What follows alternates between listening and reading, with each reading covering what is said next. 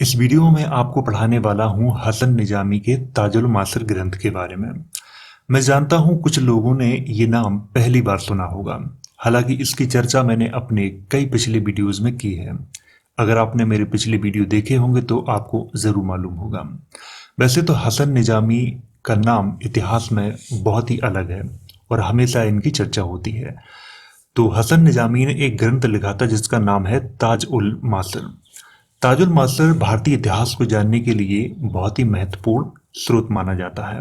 वैसे तो बहुत सारे ग्रंथ हैं जो भारतीय इतिहास की जानकारी बहुत अच्छे से देते हैं, लेकिन ताजुल मासिर की बात करें तो इसमें भी बहुत अच्छी जानकारी मिलती है और ये हमेशा चर्चाओं में भी रहता है।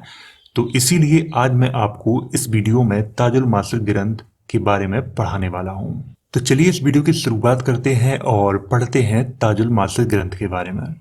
मैं आपको बताना चाहूँगा कि अगर आपको अपने नोट्स बनाने हैं तो डिस्क्रिप्शन बॉक्स और कमेंट बॉक्स दोनों जगह आपको वेबसाइट की लिंक मिल जाएगी, तो वहाँ से जाके आप अपने नोट्स तैयार कर सकते हो। तो चलिए वीडियो की शुरुआत करते हैं और पढ़ते हैं ताजुल मासिर ग्रंथ के बारे में। ये है सूचना, तो इसे आप ज़रूर पढ़ें।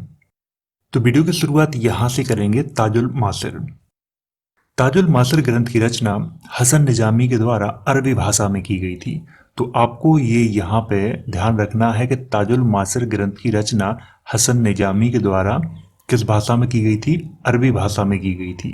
ये आपको यहाँ पे ध्यान रखना है और ये कई बार एग्जाम में भी पूछा गया, तो इसीलिए आपको विशेष तौर पे यहाँ ये ध्यान रखना है कि किस भाषा में की गई थी? अरबी भाषा में की गई थी।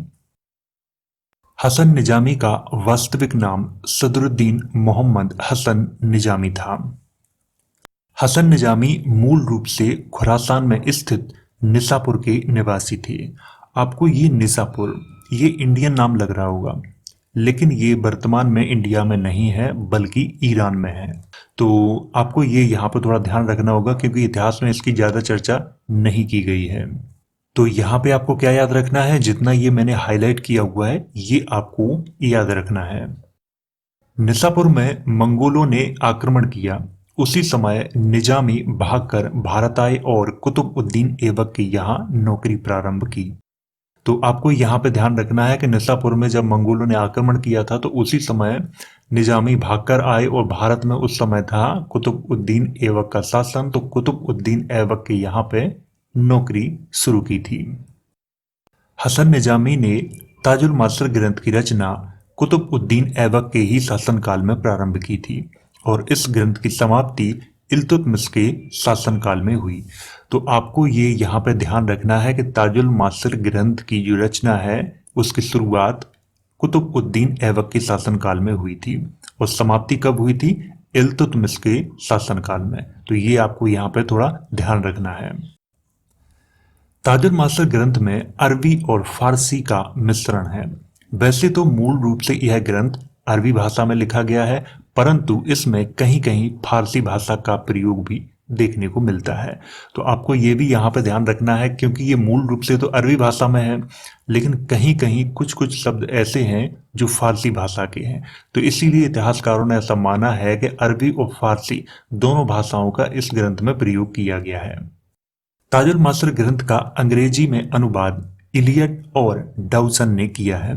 ये प्रश्न बहुत बार पूछा गया है, तो इसको आप विशेष तौर पर याद रखें। ताजुल मासिर ग्रंथ भारतीय इतिहास को जानने के लिए सबसे महत्वपूर्ण ग्रंथों में से एक माना जाता है। हसन निजामी के द्वारा लिखे गए ताजुल मासिर ग्रंथ में भारतीय समाज और संस्कृति का विस्तार से वर्णन किया गया है, जिसमें शहर, उत्सव और मेलों का भी वर्णन देखने को मिलता है।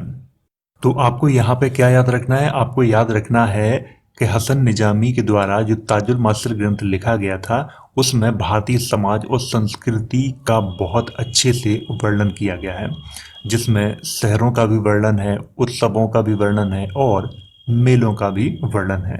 तो आपको ये यहाँ पे ध्यान रखना है।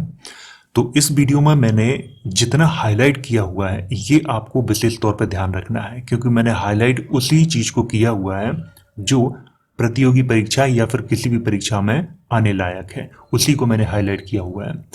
तो अगर वीडियो एक बार समझ में ना आया हो तो आप इसे दोबारा तिबारा जितनी बार चाहें उतनी बार देख सकते हैं। और अगर आपको अपने नोट्स तैयार करने हैं तो वेबसाइट की लिंक आपको डिस्क्रिप्शन बॉक्स और कमेंट बॉक्स दोनों जगह मिल जाएगी, तो कहीं से भी जाके आप अपने नोट्स तैयार कर सकते हो। वीडियो अगर अच्छा लगा हो तो इसे लाइक करें, शेयर करें। अगर आपका कोई सवाल है तो कमेंट करके आप मुझसे पूछ सकते हो।